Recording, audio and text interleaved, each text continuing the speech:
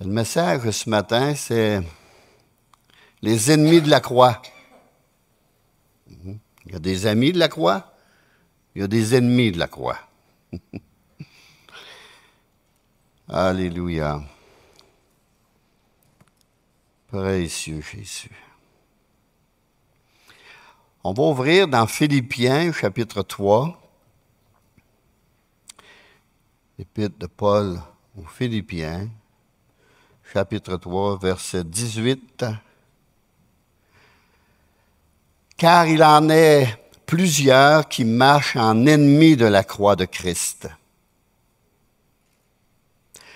Je vous en ai souvent parlé et j'en parle maintenant encore en pleurant. Leur fin sera la perdition. Ils ont pour Dieu leur ventre, ils mettent leur gloire dans ce qui fait leur honte. Ils ne pensent qu'aux choses de la terre. Amen. Seigneur, puisses-tu nous parler par ta parole? C'est ta parole, Seigneur. Et c'est par grâce que nous pouvons la prêcher, l'annoncer. Et avec crainte et tremblement, Seigneur, parce que ta parole est vivante. Ta parole est vérité. Ta parole est efficace, tranchante et pénétrante. Ô précieux Jésus, que cette parole puisse nous faire du bien ce matin. Que cette parole tranche nos vies ce matin. Et qu'on puisse sonder nos cœurs, Seigneur. Comme le premier chant qui a été chanté avant la Sainte-Seine, après la Sainte-Seine, Seigneur, ou durant. Sonde nos cœurs ce matin. Sonde nos cœurs. Précieux Jésus, par la puissance de ton Saint-Esprit. Amen. Vous savez, on va avoir un séminaire sur l'enfer qui n'est pas trop populaire ces années-ci, même dans les églises de Christ. Les gens ou les pasteurs ou plusieurs églises ne prêchent même plus sur l'enfer. On n'entend pas ça souvent, des prédications. Et quand je me suis converti, si on aurait entendu une prédication sur l'enfer ou un prédicateur qui prêchait sur l'enfer, vous pouvez être sûr qu'on était rendu là. Parce que c'est de cela que le Seigneur est venu nous délivrer. Nous empêcher de tomber dans ce lieu de tourment. Alléluia. Alors ici, c'est une chose terrible d'être ennemi de la plus grande preuve d'amour et de sagesse que Dieu ait jamais donnée. Et Paul ne pouvait en parler sans verser de larmes. Être ennemi de la croix de Christ, c'est être ennemi de Dieu lui-même. C'est être rebelle au plan de Dieu, de sauver les hommes de leurs péchés par la mort de son Fils. Beaucoup de gens honorent le Seigneur en tant que bébé dans une crèche, mais ils veulent renier sa croix. Ils en ont honte. N'est-il pas né afin de mourir? Il est venu dans le but de se donner lui-même en sacrifice pour le péché. Certains faisaient profession de croire en Jésus-Christ, mais ils aimaient le péché, ils chérissaient le péché, ils vivaient dans le péché et dans l'impureté. Mais en aimant et pratiquant le péché, ils prouvaient qu'ils étaient ennemis de la croix. Car la croix de Christ est l'ennemi du péché. Aimer le péché, c'est chérir la lance qui a percé le côté de Jésus et chérir aussi les clous qui ont été enfoncés dans ses mains et ses pieds, ainsi que la couronne d'épines enfoncée sur sa tête. Vivre une vie purement charnelle équivaut à renier la croix. Car l'esprit charnel est fixé sur les choses de la terre. La femme de Lot regarda en arrière et elle devint une statue de sel. Dans Genèse 19, 26, c'est bon de relire cette histoire. Allons maintenant dans 2 Corinthiens.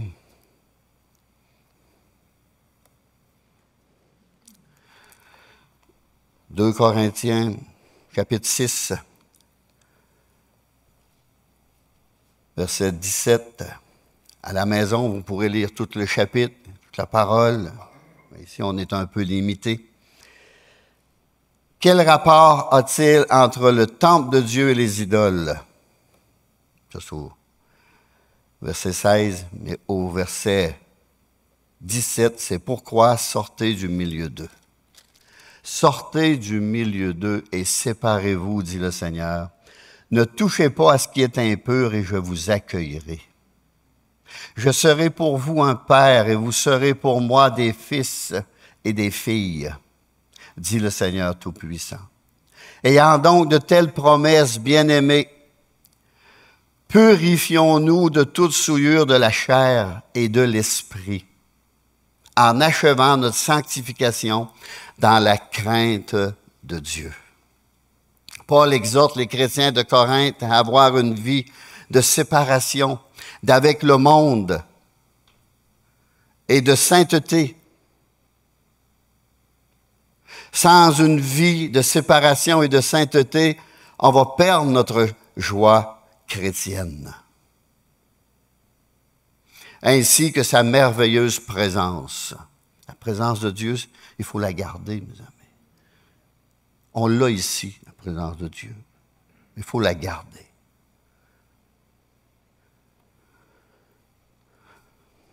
On va aller dans 2 Corinthiens 7, 1, et je vais expliquer. Purifions-nous de toute souillure de la chair et de l'esprit. Il y a des péchés du corps, de la chair, des péchés que je peux commettre avec mon corps, avec les membres de mon corps, vol, meurtre, violence, querelle, etc., etc. Et on pourrait en avoir une liste. Mais il y a aussi des péchés de l'esprit. De l'esprit. L'incrédulité en est un, l'orgueil en est un, la méchanceté, le mécontentement, la critique, l'idolâtrie. Ça fait toute partie des péchés de l'esprit. Il ne faut pas nourrir cela. Et il s'agit de l'esprit humain ici, ce n'est pas l'esprit de Dieu, là. C'est dans notre esprit que ça se passe. Tous les péchés naissent dans le cœur et dans l'esprit de l'homme. Mais certains péchés affectent plus particulièrement le corps et d'autres plutôt l'esprit. Ça affecte notre esprit. Nous devons être purifiés de ces deux sortes de péchés. Allons maintenant dans Pierre.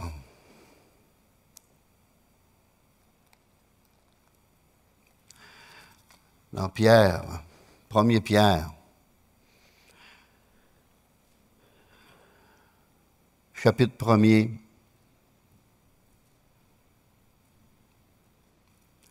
verset 13. Exhortation à la sainteté. Et on sait que Pierre est mort martyr au prix de sa foi. C'est pourquoi saignez les reins de votre entendement. Soyez sobres et ayez une entière espérance dans la grâce qui vous sera apportée lorsque Jésus-Christ apparaîtra. Et il apparaîtra. Comme des enfants obéissants, ne vous conformez pas aux convoitises que vous aviez autrefois. Retournons pas dans les mêmes péchés, dans les mêmes choses. Quand vous étiez dans l'ignorance. Mais puisque celui qui vous a appelé est saint, vous aussi soyez saints dans toute votre conduite. selon qu'il est écrit, vous serez saints car je suis saint. Le mot saint veut dire mis à part. Et si vous invoquez comme Père celui qui juge selon l'œuvre de chacun, sans exception de personne, conduisez-vous avec crainte pendant le temps de votre pèlerinage. La crainte de Dieu, là, beaucoup l'ont perdue. Beaucoup ne savent même pas ce que c'est. Parce qu'ils disent des choses, des fois, qu'ils ne devraient même pas dire. Parce qu'ils n'ont aucune crainte de Dieu. Sachant que ce n'est pas par des choses périssables, par de l'or ou de l'argent que vous avez été rachetés, de la vaine manière de vivre que vous aviez hérité de vos pères, mais par le sang précieux de Christ, comme d'un agneau sans défaut et sans tache, prédestiné avant la fondation du monde et manifesté à la fin des temps à cause de vous, qui par lui croyez en Dieu, lequel l'a ressuscité des morts et lui a donné la gloire, en sorte que votre foi et votre espérance reposent sur Dieu. Je voulais arrêter là, mais c'est presque impossible.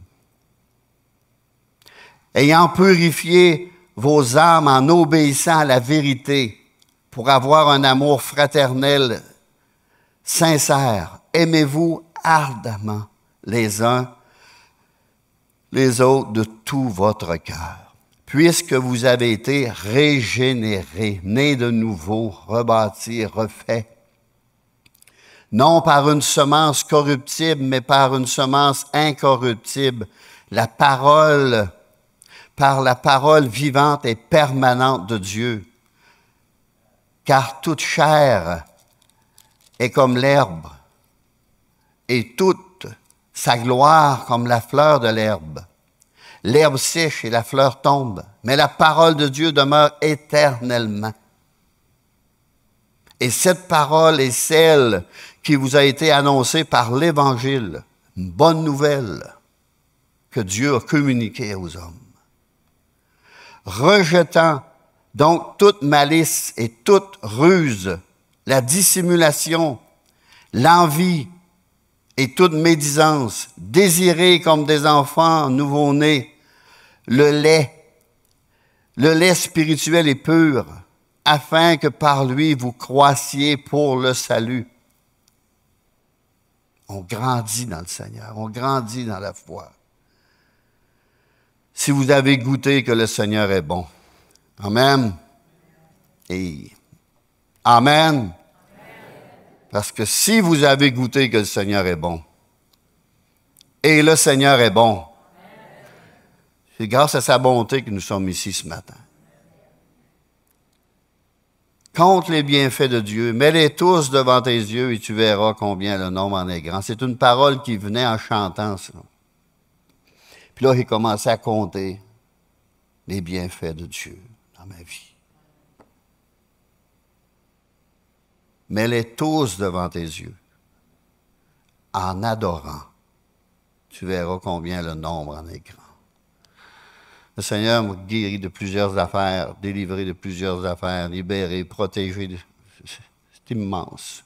Il le fait pour chacun de nous.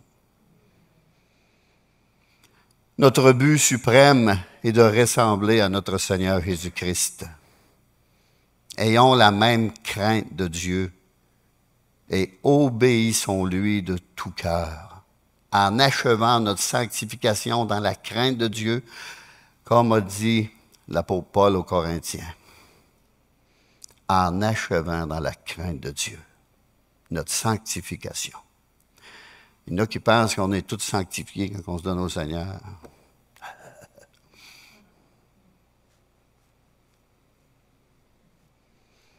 Il faut se débarrasser de ces choses, petit à petit, petit à petit, petit à petit, en marchant vers le Seigneur, les yeux fixés sur lui, en lisant sa parole.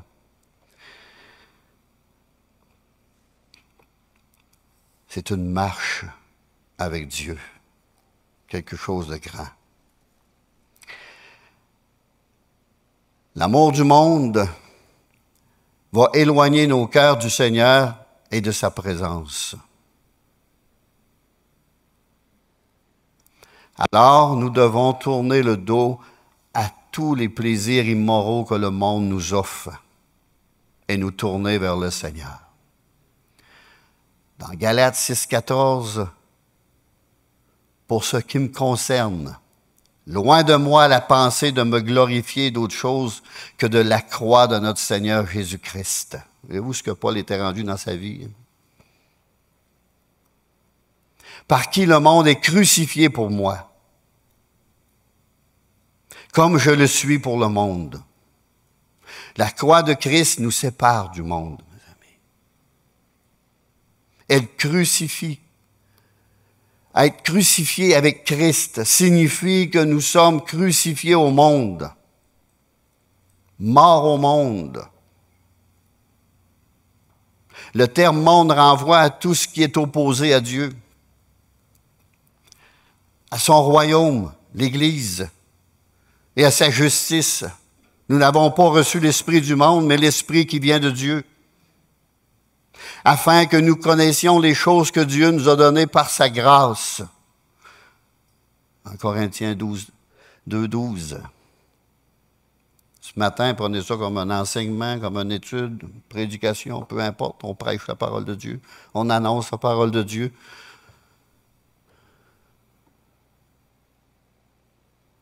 Le Saint-Esprit qui vient de Dieu, et par ce même esprit, nous pouvons comprendre ce que Dieu nous a donné par sa grâce.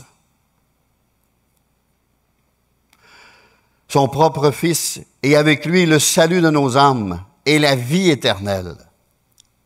C'est ça qu'il nous a donné, notre salut, mes amis. Notre salut. Car Dieu a tant aimé le monde qu'il a donné son Fils unique afin que quiconque croit en lui ne périsse point, mais qu'il ait la vie éternelle. Si ça a pris la mort du Fils unique de Dieu pour nous exempter cet endroit terrible qui est l'enfer, qu'on va avoir un séminaire sur cela en fin de semaine. Imaginez l'horreur de ce lieu de perdition éternelle, mes amis. Pouvez-vous vous imaginer l'horreur? Ça a pris Dieu qui est venu pour nous empêcher d'aller là. C'est pas n'importe qui est venu là. Imaginez l'horreur de ce lieu. Bon, on va avoir une bonne description en fin de semaine. Alors oui, par amour, il a donné son Fils unique. Dieu a le péché en horreur, parce que le péché détruit tout sur son passage. Il n'y a rien de bon dans le péché. Rien de bon. Rien de bien. Tout est mal. Le péché est destructeur. Le péché est du diable et la sainteté est de Dieu. S'il avait été possible à un Dieu saint de sauver les pécheurs sans la mort de son Fils à la croix, il aurait répondu à la prière de Jésus lorsqu'il était dans le jardin et que des grumeaux de sang coulaient de son front. Dans Luc 22, 42 et 44.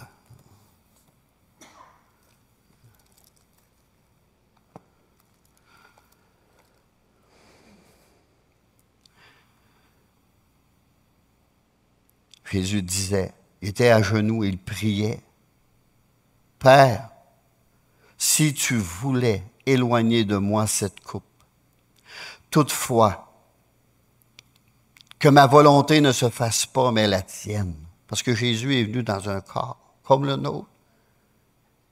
Et quand il y avait un clou qui rentrait dans ses mains, il sentait la souffrance, la douleur. Toutefois, que ma volonté ne se fasse pas, mais la tienne. Pierre, il dit à une place, vous n'avez pas encore résisté jusqu'au sang contre le péché.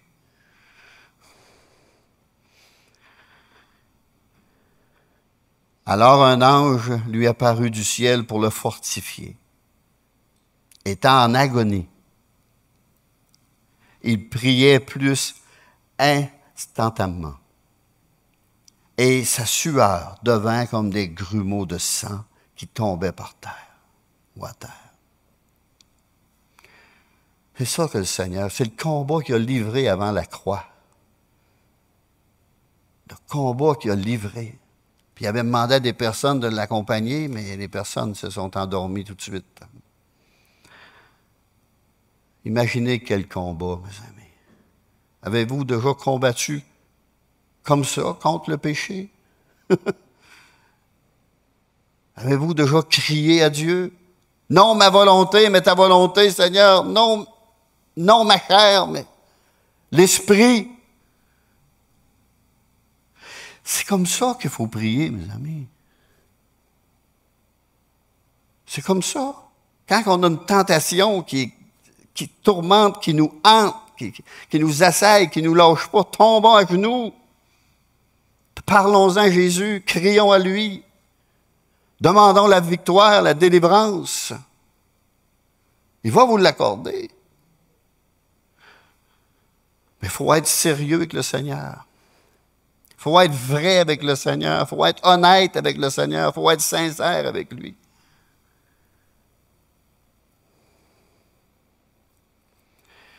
Beaucoup de chrétiens boivent beaucoup de vin ces années-ci.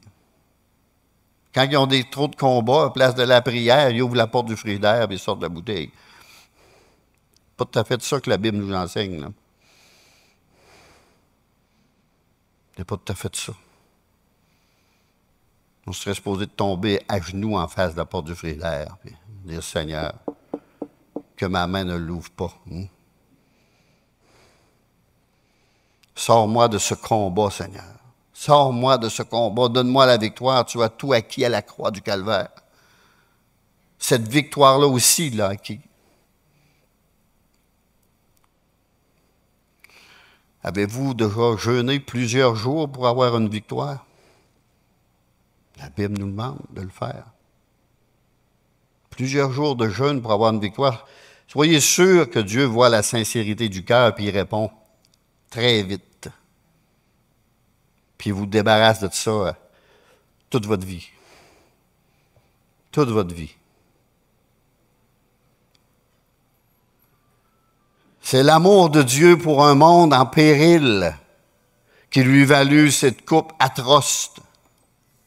C'était la sainteté de Dieu qui ne pouvait éloigner de son Fils cette coupe pour pouvoir venir à bout du problème du péché.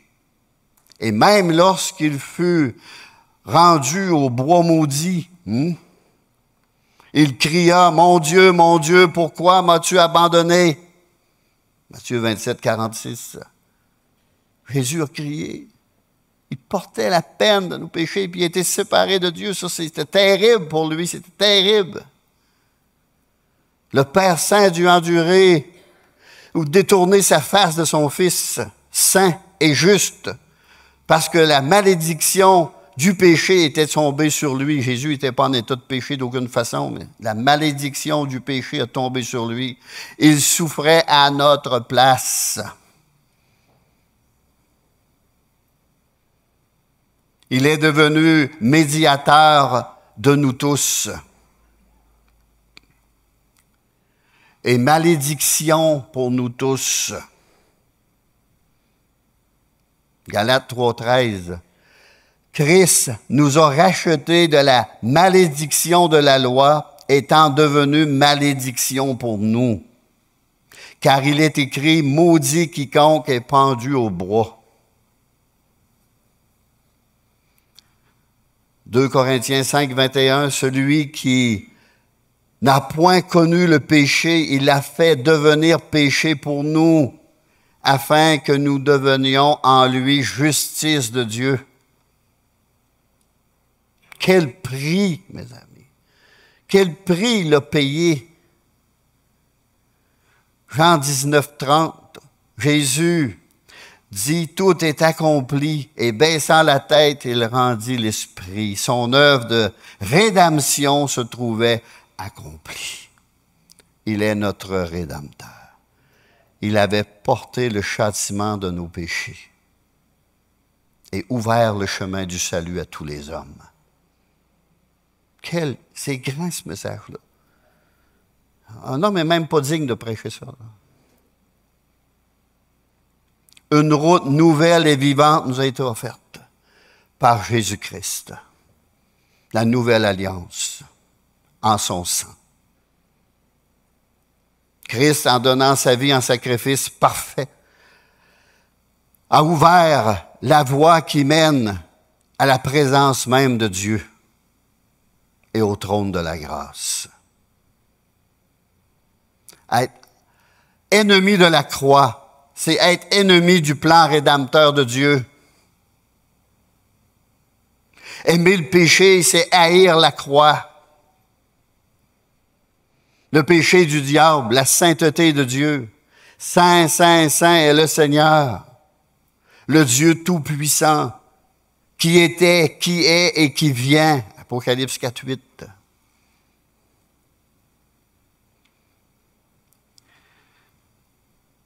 Dieu s'oppose à tout ce qui est mal. Tout ce qui est bien et pur lui est attribué. La sainteté absolue de Dieu doit être proclamée dans toutes les églises, comme elle l'est dans les cieux, mes amis.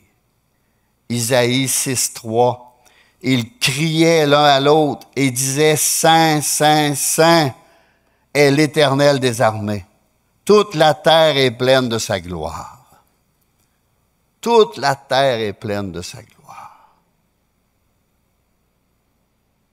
Je me souviendrai toujours, j'allais à une réunion de prière, c'est resté gravé dans ma mémoire, puis j'avais invité quelqu'un, puis avoir su que c'était une réunion de prière, jamais j'aurais été là. C'est un chrétien, là, qui parlait comme ça. Il aimait mieux faire d'autres choses. Mais j'ai dit, c'est que tu as peur de soi, c'est que tu fais rien, là, il dit.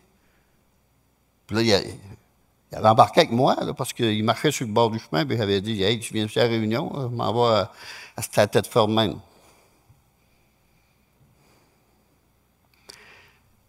Puis il m'a dit ça en montant. Choqué après moi, parce que je l'emmenais à une réunion de prière. Moi, j'avais dit que c'était une réunion, mais je n'avais pas précisé prière. Mais elle l'est précisé. Hein. Puis quand j'ai rentré dans cette grande église, c'est une église unie qu'on louait, le pasteur Charbonneau louait, c'est une grande église, une grande bâtisse, vide de monde. Juste un petit groupe, quelques-uns, là, peut-être bien 10 au plus. Mais j'ai dit, Seigneur, qu'est-ce qu'on va faire pour ressentir, c'est au début de ma vie chrétienne, Seigneur, qu'est-ce qu'on va faire pour ressentir ta présence dans un lieu aussi grand et aussi vide que ça? Tout de suite, je peux remplir toute la terre de ma présence. On n'avait pas commencé à prier que la présence de Dieu a descendu sur nous autres. Puis on pleurait à chaudes larmes. On pleurait à chaudes larmes. Tellement que la présence de Dieu était forte et puissante.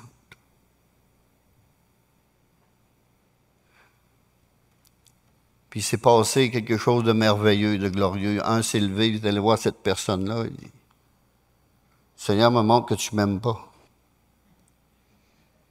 Il ne connaissait même presque pas, il n'avait jamais rien fait, à peu près jamais parlé. Tu sais, des fois, il y a un visage qui ne nous revient pas, là, puis ça en était un, ça. Je te demande pardon si je t'ai fait quelque chose. Puis l'autre s'est mis à pleurer comme un bébé, brisé devant le Dieu. Puis en descendant, il dit, je te remercie de m'avoir emmené. Mais c'est que ça aurait été, moi, j'ai été obligé de le traîner de force. Dieu est obligé de le traîner de force pour le bénir. C'est que ça aurait été s'il aurait venu de tout son cœur, en aimant le Seigneur,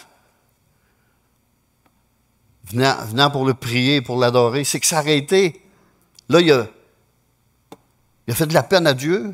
Le Seigneur, parfois, il est obligé de nous traîner de force pour nous bénir. Mais viens, je vais te bénir. Non. Pareil comme des enfants, là, qu'on veut lui donner un cadeau, là, une belle surprise, puis on sait qu'il va aimer, puis qu'il ne veut pas venir la chercher. Le cœur de Dieu dans tout cela. Le cœur de Dieu dans tout cela, dans cette réaction. J'en ai parlé après à ce jeune homme-là plus tard. Tu te souviens, la fois? Oui, oui. Sais-tu que si tu aurais venu de bon cœur, avec un esprit d'adoration, d'admiration devant le Seigneur, Dieu t'a béni malgré tout cela, parce qu'il connaît la méchanceté de notre cœur. Mais là, tu as attristé le cœur de Dieu. Tu lui as fait de la peine. Tu l'as attristé. Tu devrais lui demander au moins pardon. Mais ça nous arrive tous. La nature témoigne d'un créateur. Sans Dieu, comment ces choses auraient-elles pu exister, mes amis? Pendant qu'on chantait cela. Dans 2 Pierre 3,5, ils veulent ignorer. Ils veulent ignorer. En effet, que des cieux existaient autrefois par la parole de Dieu, de même qu'une terre tirée de l'eau est formée au moyen de l'eau. Pierre rappelle que c'est par sa parole que Dieu a créé le monde. Création de Dieu. Mais ils veulent ignorer ces années-ci. Ils veulent ignorer.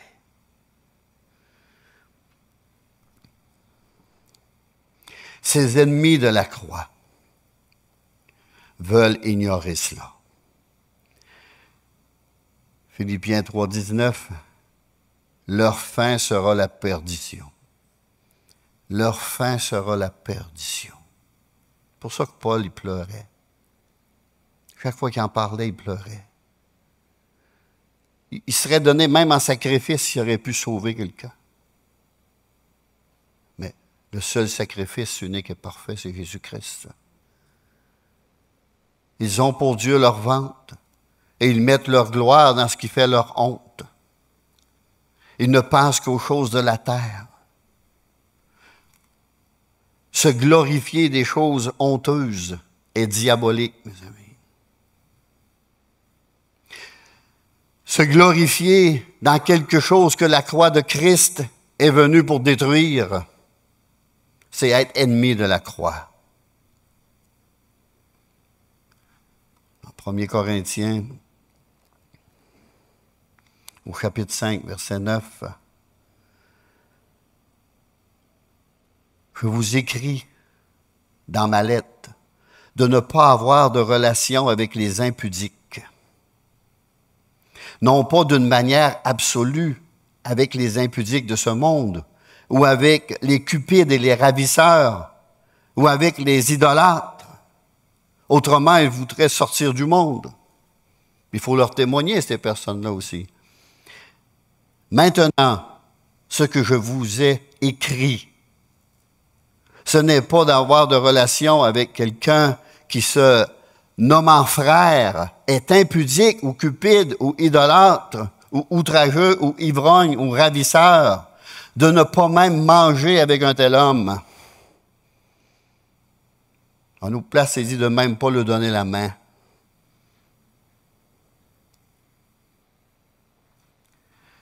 Qu'ai-je en effet à juger ceux du dehors? N'est-ce pas ceux du dedans que vous avez à juger?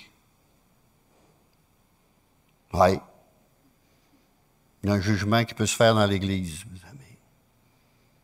Ce que Paul enseigne ici, c'est que l'Église doit juger ses membres conformément à la parole de Dieu et aux normes spirituelles lorsqu'il s'agit de péchés graves comme l'immoralité.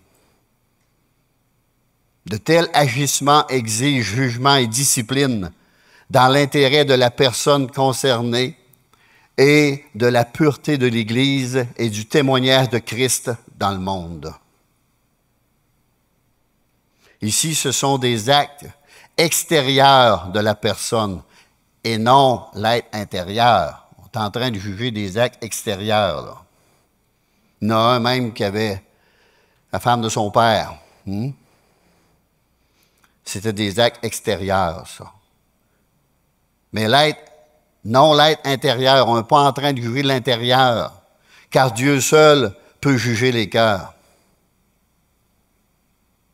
Pour tous ceux qui rejettent le sacrifice de Jésus-Christ sur la croix, ils ont rejeté les conditions de paix que Dieu leur proposait.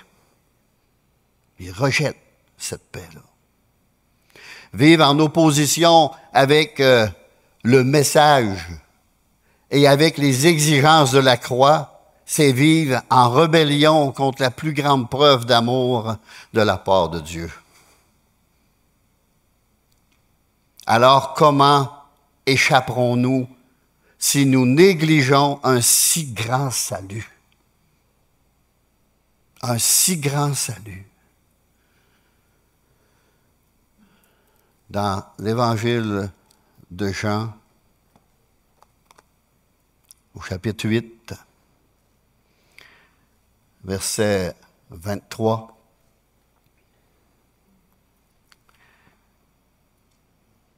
et il leur dit, « Vous êtes d'en bas, moi je suis d'en haut. » Et c'est Jésus qui parle. « Vous êtes de ce monde, moi je ne suis pas de ce monde. » C'est pourquoi je vous ai dit que vous mourrez dans vos péchés, car si vous ne croyez pas ce que je suis, vous mourrez dans vos péchés. Qui es-tu? Lui dirent-ils. Jésus leur répondit, ce que je vous dis dès le commencement. J'ai beaucoup de choses à dire de vous et à juger en vous. Mais celui qui m'a envoyé est vrai. Et ce que j'ai entendu de lui, je le dis au monde. Et ils ne comprirent point qu'il leur parlait du Père.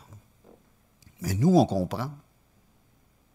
Jésus donc leur dit, quand vous aurez élevé le Fils de l'homme sur la croix, alors vous connaîtrez ce que je suis et que je ne fais rien de moi-même, mais que je parle selon ce que mon Père m'a enseigné. Celui qui m'a envoyé est avec moi. Il ne m'a pas laissé seul, parce que je fais toujours ce qui lui est agréable. Comme Jésus parlait ainsi, plusieurs crurent en lui. Et il dit aux Juifs qui avaient cru en lui, « Si vous demeurez dans ma parole, vous êtes vraiment mes disciples. » La vérité, vous connaîtrez la vérité et la vérité vous affranchira, vous rendra libre.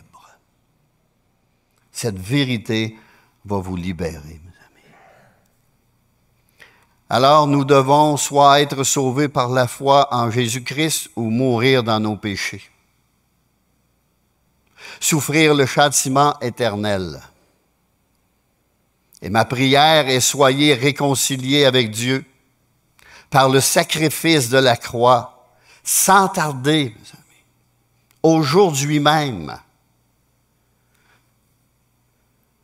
Car à tous ceux qui l'ont reçu, à ceux qui croient en son nom, Christ a donné le pouvoir de devenir enfants de Dieu. Enfants de Dieu. Soit qu'on soit enfant de Dieu ou qu'on soit enfant du diable. Vous lirez les épîtres de Jean. C'est très clair.